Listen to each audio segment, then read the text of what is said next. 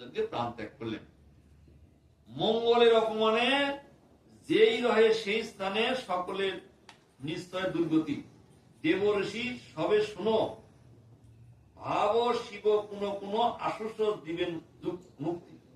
তখন সেই ব্রহ্মা এবং বিষ্ণু বললেন, একটাই পথ আছে।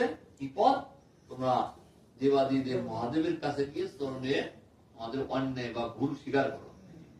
এখন দেবাদিদেব মহাদেব যদি সন্তুষ্ট হয়, তার ক্রোধ যদি সংবরণ হয়, রাগ যদি থামে, তবেই বাঁচার পথ, অথবা কোনো পথ নাই। জ্ঞানের আধার যিনি প্রজাপতি মহামণি, দেবতার দুঃখ শুনি মনে, সম্মদিয়া দেবগণ ধীর বাক্যে পদ্মাসন কহিলেন মধুর বচনে। কে বললেন? পদ্মাসন মানে ব্রহ্মা। কাকে বললেন? দেবতাদের বললেন, যাদের হাত নাই, পা নাই, চোখ দুটো পুরো গেছে, তাদের যে পরিস্থিতি দেখে তারা যেহেতু ব্রহ্মার শরণাপন্ন হয়েছেন, তাই ব্রহ্মা তাদের উপদেশ দিলেন, অপরাধ যদি করে তেজস্বী পুরুষ বরে, প্রতিশোধ তার নাহি হয়। জানিবে দেবতাগণ চেষ্টা করো অকারণ, ফল তার অকল্যাণময়। এখন তোমরা যদি প্রতিবাদ করো যে ঝগড়ার বিরুদ্ধে ঝগড়া করবো, পারবে না। এটা একমাত্র উপায় হলো দেবাদিদেব মহাদেবের চরণে নামে যিনি হর হন হর, সর্বশ্রেষ্ঠ যজ্ঞেশ্বর, যজ্ঞে তার নাহি দিলে অংশ। হর হল যজ্ঞেশ্বর, তাকে যজ্ঞের একটা ভাগ দেওয়া উচিত ছিল, কিন্তু যজ্ঞরাজা দেন নাই। অবশ্য ঘটিবে দুঃখ মঙ্গল গৃহণের সুখ, যথার্থই তাহে যজ্ঞ ধ্বংস।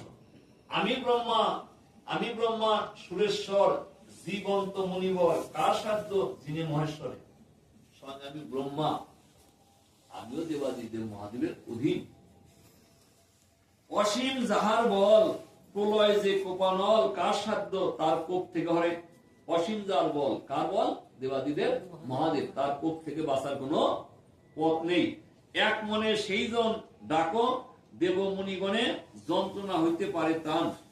নাম তার আশুতোষ, অল্পে দূর হয় রোষ, আড়া দিলে সুস্থ হবে প্রাণ। দেবাদিদেব মহাদেবের আর এক নাম হলো আশুতোষ, যিনি অল্পতেই সন্তুষ্ট। দেবাদিদেব মহাদেবকে সন্তুষ্ট করার জন্য তেমন কোন মন্ত্র লাগে না, তাই না? মানে অল্পতেই তিনি সন্তুষ্ট হন, সেই জন্য তার নাম হলো আশুতোষ।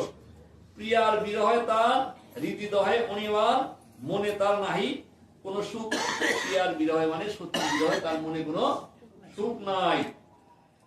দেবমুনিগণ শুনো, তাহার উপরে কোন রূঢ় বাক্য দিলে তারে দুঃখ।